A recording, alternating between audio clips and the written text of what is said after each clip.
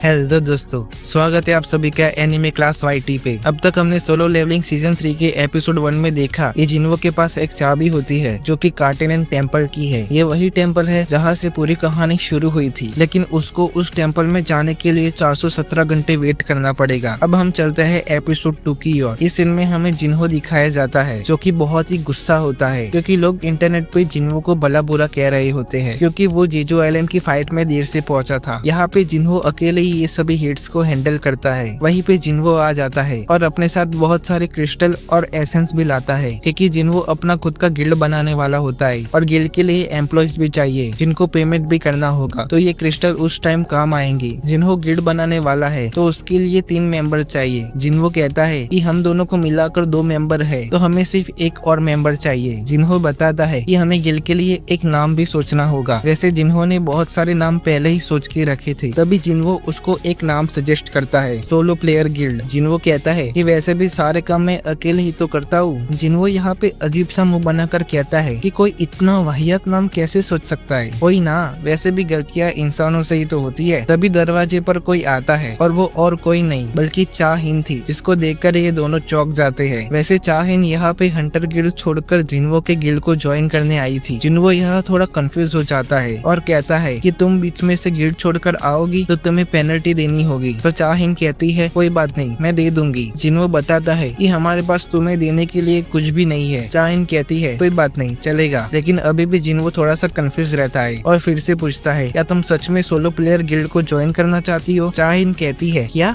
Solo player guild, ये वाला कैसा नाम है। जिन्हो उससे पूछता है क्या तुम्हें हमारे गिल्ड के नाम से कोई प्रॉब्लम है, क्योंकि ये नाम मैंने और मेरे वाइस कैप्टन ने साथ मिलकर एग्री किया है। पीछे से जिन्हो चिल्लाता है और कहता है मैंने कब एग्री किया बे। वहाँ पे जिन्हो नोटिस करता है कि चाहिन थोड़ा सा शर्मा रही होती है और कुछ बताना चाहती है पर बता नहीं पा रही। जिन्हो कहता है कि ठीक है, तुम हमारी गिल्ड को ज्वाइन कर सकती हो, लेकिन उससे पहले तुम्हें एक टेस्ट पास करना पड़ेगा। चाहिन पूछती है कि कौन सा टेस्ट। जिन्हो कहता है कि तुम्हें मेरे सबसे स्ट्रॉन्गेस्ट सोल्जर से फाइट करनी पड़ेगी। यहाँ पे चाहिन रेडी हो जाती है। उसके बाद जिन्हो चाहिन को अपने पास बुलाता है और दोनों एक साथ टेलीपोर्ट होकर जिम चले जाते हैं, जहाँ सभी हंटर्स एक दूसरे से फाइट करके प्रैक्टिस करते होते हैं। यहाँ पे चाहिन अपनी स्वॉर्ड निकालती है और जिन्हो भी अपने एक पावरफुल शैडो को निकालता है जो कि इग्रिस होता है। जिन्हो इग्रिस को कहता है कि इसको बिना कोई चोट पहुंचाए हरा के आओ। यहाँ पे चाहिन फाइट करने के लिए पूरी तैयार होती है और दोनों के बीच में बहुत ही दमदार फाइट होती है। यहाँ पे जिम के ऊपर मिस्टर गो भी बैठे होते हैं और वो कैमरे में से सब कुछ देख रहे हैं और वो कैमरे में से देखते हैं कि ये लोग प्रैक्टिस कर रहे हैं। तो मिस्टर गो जिम के सारे कैमरे बंद करवा देते हैं और कहते हैं कि नौजवानों को अभी मजे करने दो। दूसरी तरफ चाहिन इग्रिस को फाइट में हरा रही होती है और फाइनली वो इग्रिस को डिफीट कर देती है। यहाँ चाहिन जिन्हो से कहती है कि क्या ये तुम्हारा सबसे स्ट्रॉन्गेस्ट सोल्जर है। जिन्हो बताता है कि मैंने अगर मेरे स्ट्रॉन्गेस्ट सोल्जर को भेजा तो तुम्हें वो हर्ट कर सकता है। चाहिन कहती है कि कोई बात नहीं, मुझे फर्क नहीं पड़ता। तभी जिन्हो बेरू को जगाता है। जिन्हो बेरू से कहता है कि इसको बिना कोई चोट पहुंचाए हरा के आओ और ये भी कहता है कि अगर उसको थोड़ी सी भी चोट लगी तो मैं तुम्हें नहीं छोड़ूंगा। और वो बेरू को अपने नाखून भी अंदर करने को कहता है। यहाँ चाहिन भी फुल रेडी है, लेकिन जैसे ही फाइट शुरू होती है तब बेरू फुल स्पीड में उसके पीछे जाके खड़ा हो जाता है। यहाँ पे चाहिन पूरी शॉक हो जाती है, लेकिन इस बार वो पूरी प्रिपरेशन के साथ थी और तेजी से पीछे मुड़ के अपने स्वॉर्ड से हमला करती है। लेकिन बेरू बड़ी ही आसानी से ये हमले को रोक देता है। यहाँ पे फाइट के दौरान बेरू चाहिन से फाइट नहीं करता बल्कि उसके अटैक से बचता है और चाहिन को थकाने की कोशिश करता है। लेकिन यहाँ पे बेरू को स्वॉर्ड लग जाती है और बेरू अपने फुल पोटेंशियल में आ जाता है जिसके लिए उसको बनाया गया था। उसको क्वीन के शब्द याद आते हैं कि कैसे उसको हंटर्स को मारने के लिए ही बनाया गया था। यहाँ पे बेरू पूरी ताकत के साथ चाहिन पर वार करने जाता है, लेकिन जिन्हो बेरू को फाइट छोड़ने को कहता है, पर यहाँ बेरू जिन्हो की एक नहीं सुनता। जिन्हो जल्दी से बेरू को पकड़ लेता है और यहाँ बेरू वापस से नॉर्मल हो जाता है और सॉरी माय किंग सॉरी ऐसे बोलने लगता है। यहाँ पे इनडायरेक्टली चाहिन हार जाती है और जिन्हो चाहिन को कहता है कि क्या तुम अब भी हमारे गिल्ड को ज्वाइन करना चाहती हो। जिन्हो उसको समझाता है कि तुम एक बहुत ही अच्छी हंटर हो और तुम हमारे गिल्ड में आओ ये कोई अच्छी बात नहीं है। यहाँ पे चाहिन कुछ नहीं बोलती और सब कुछ सुनती है। जिन्हो उससे एक सवाल पूछता है क्या तुम मुझ में इंटरेस्टेड हो। चाहिन बताती है हाँ शायद से। यहाँ दूसरे सीन में जिन्हो जिन्वो एंड चाहिन दोनों अपने अपने घर जा रहे होते हैं। चाहिन अपने घर जाकर सोचती है कि क्या मैंने सच में बोल दिया, अब वो मेरे बारे में क्या सोच रहा होगा, कहीं वो मुझे पागल तो नहीं समझ रहा होगा। ये सब सोचकर वो ओवरथिंक करती है। लेकिन तभी उसको याद आता है कि जब वो बेहोश हो गई थी तब बियोंगो उसको हेल्प करने के लिए आया था, और जब उसका शैडो एक्सट्रैक्शन कैंसिल हो रहा था तब उसने उसको बताया कि जिन्वो के पास जो पावर है उससे वो संभल के रहे। लेकिन चाहिन इसके बारे में जिन्वो को बताना भूल गई थी। अब अगले सीन में जिन्वो अपने घर जाता है और अपनी बहन को अपने गिल्ड के नाम के बारे में बताता है, जिसको सुनने के बाद वो हंसने लगती है और कहती है कि ये कैसा अजीब नाम है। उसकी बहन उसको एक नाम सजेस्ट करती है जो कि है आजिन। जिन्वो कहता है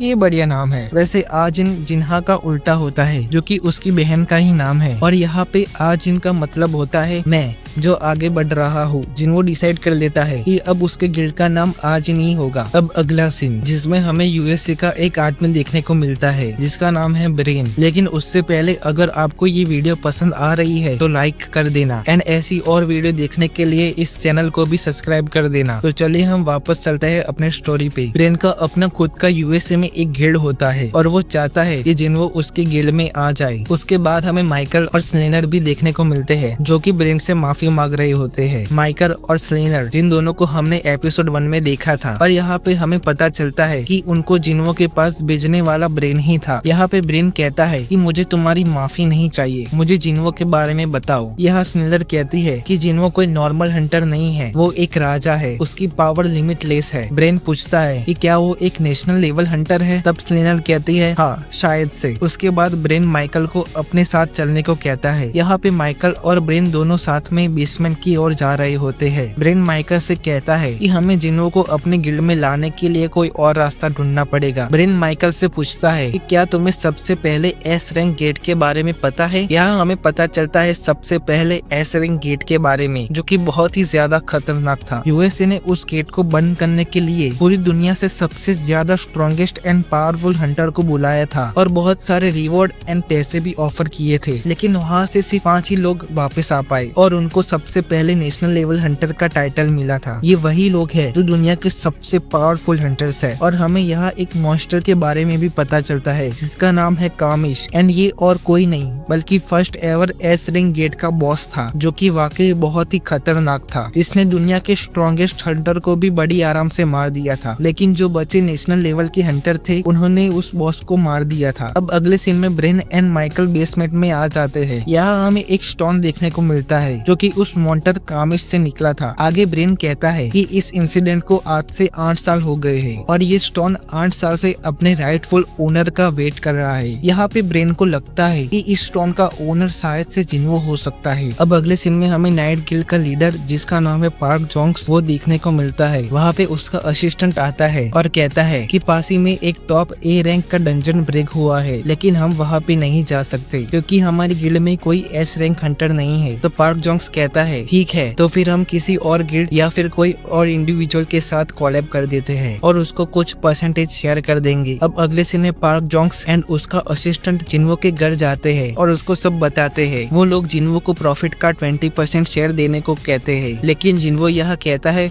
ओनली 50%, नो बार्गेनिंग। आखिर में पार्क जोंग्स डील फाइनल करता है। जिन्वो यहाँ पे कहता है कि तुम सब लोग जाओ, मैं वहाँ पे पहुँच जाऊंगा। अब अगले सीन में नाइट गिल्ड के मेंबर्स एंड जिन्वो गेट के अंदर चले जाते हैं एंड दूसरी तरफ हमें स्कूल का सीन दिखाया जाता है जहाँ पर जिन्वो की बहन पढ़ती है। इस सीन में हमें 3 बच्चे एक क्लास की सफाई करते हुए दिखाए जाते हैं, लेकिन सडनली वहाँ पे एक हिडन गेट ओपन हो जाता है। तो वहाँ पे एक लड़का गेट के पास आकर कहता है डरो मत, इससे कुछ नहीं आता, वैसे भी ये गेट बंद है। लेकिन अचानक उसमें से क्रैक्स होते हैं और एक हाथ बाहर निकलता है जो कि एक सेकंड में ही उस बच्चे को जान से मार देता है। उसमें से एक मॉन्स्टर जैसा दानव निकलता है जिसका नाम है ग्रोक्टर। थोड़ी ही देर में बहुत सारे ग्रोक्टर पूरी स्कूल में खून खराबा कर देते हैं और सभी बच्चों को एक के बाद एक मारने लगते हैं। वहीं पर एक ग्रोक्टर जिन्वो की बहन के सामने आ जाता है। जिन्वो की बहन के साथ उसकी एक दोस्त होती है जो कि एक ई रैंक हंटर है। यहाँ पे ग्रोक्टर्स को अजीब सा ऑरा फील होता है, लेकिन ये ऑरा जिन्हा के फ्रेंड से नहीं आ रहा होता है, बल्कि ये तो जिन्हा से ही आ रहा था। यहाँ ग्रोक्टर जैसे ही जिन्हा की ओर और आगे बढ़ते हैं तभी उसके पास से जिन्हो के हिडन सोल्जर आ जाता है जो जिन्हा को प्रोटेक्ट करते हैं। यहाँ जिन्हो के सोल्जर बड़ी ही आराम से ग्रोक्टर को मार देते हैं, लेकिन ग्रोक्टर की तादाद ज्यादा होने के कारण जिन्हो के सोल्जर थोड़े वीक पड़ जाते हैं। यहाँ दूसरी ओर हमें डंजन का सीन दिखाया जाता है। यहाँ पर जिन्हो नाइट गिल्ड को फाइट करने में हेल्प करता है, लेकिन अचानक उसको खराब हिंट आ रही होती है। उसको पता चल जाता है कि उसकी बहन खतरे में है। वो गिल्ड के मेंबर को कहता है कि मुझे अब जाना होगा, तो गिल्ड के मेंबर उसको कहते हैं तो हमारे बीच में हुई डील का क्या। जिन्हो कहता है कि मैं अपने एक पावरफुल सोल्जर को यहाँ छोड़ के जाता हूँ। तभी वो बेरो को बुलाता है और उसको बताता है कि इंसानों को छोड़कर सभी को खत्म कर दो। यहाँ पे जिन्हो शैडो एक्सचेंज करके स्कूल जाने ही वाला होता है, लेकिन उसकी इस एबिलिटी का कूल डाउन हो रहा होता है, तो वो जल्दी से अपने फ्लाइंग मोस्टर को बुलाता है और जितनी तेजी से हो सके उतनी तेजी से स्कूल जाने को कहता है। वहाँ स्कूल में ग्रोक्टर्स का चीफ आ जाता है। वो जिन्हो के सभी सोल्जर्स को मारने का ऑर्डर देता है, लेकिन जिन्हो के सोल्जर बार बार जिंदा हो जाते हैं। यहाँ पे ग्रोक्टर का चीफ कहता है कि हमें सबसे पहले उस लड़के को खत्म करना चाहिए जो कि जिन्हो की बहन जिन्हा थी। अब यहाँ ग्रोक्टर्स का चीफ जिन्हा का मुंह पकड़कर जोर से ऊपर उठाता है और उसको मारने ही वाला होता है, लेकिन वो बहुत ही इंटेंस ऑरा फील करता है। पर ये ऑरा और किसी का नहीं बल्कि जिन्हो का था। ग्रोक्टर का चीफ विंडो में से जिन्हो को देख लेता है और उसी वक्त वो जिन्हा को छोड़ देता है। अब जिन्हो उसकी बहन के पास आकर कहता है सॉरी मैं लेट हो गया, लेकिन अब तुम सेफ हो। और यहाँ पे जिन्हो बहुत ही ज्यादा गुस्सा में होता है और जिस तरह से वो एक के बाद एक ग्रोक्टर्स एंड चीफ को मारता है वो तो और भी ज्यादा नेक्स्ट लेवल होता है, लेकिन वो सब हम कवर करेंगे अगले एपिसोड में। तो आज के लिए बस इतना ही गाइस, फिर मिलते हैं अगले एपिसोड में। तो अगर आपको ये वीडियो पसंद आई तो लाइक शेयर एंड सब्सक्राइब करना मत भूलना, और आपको जल्दी से ही इसका दूसरा पार्ट चाहिए तो कमेंट कर देना। मैं आपके लिए बहुत ही जल्द इसका दूसरा पार्ट लेकर आऊंगा।